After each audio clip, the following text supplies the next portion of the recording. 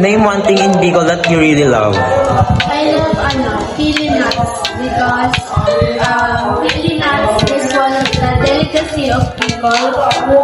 Pwede siyang lutuin kahit which is matamis na ginambuko kaya different siya and I love it. For me, sili actually, diba? Same lang. Pili tsaka sili. Kasi yung sili kahit kilala talaga sa Bicol. Yung sili talaga, yan talaga yung ng Bicol at saka pili. Kaya, pili ang aming pipiliin. What is the proudest thing you could say as a person of Bicol? Proudest? Yes. The proudest thing you could say as a person of Bicol. Yung mga Bicolano kasi is mapagmahal, maalaga. Alam mo ba yung kung gaano kami mag-alaga ng mga bisita, like parang yes sa akin, ganun.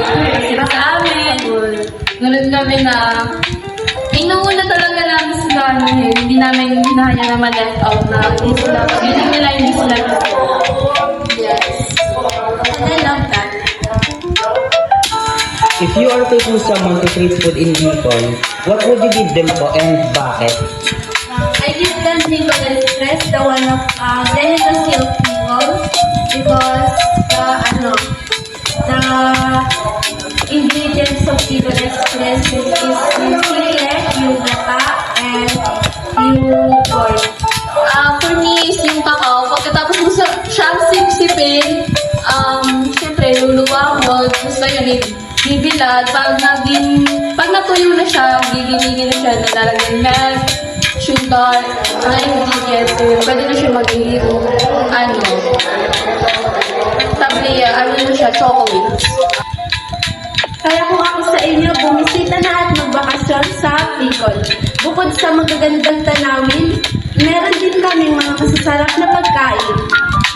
Kaya kahit malayo ito, worth it naman yung biyahe kapag punta kayo. Madaming tanawin talaga na magaganda. Kaya kung kami sa inyo, let's go na sa Bicol. And again, I am Nilini Polo. And I'm Biasi Joy Dialagin.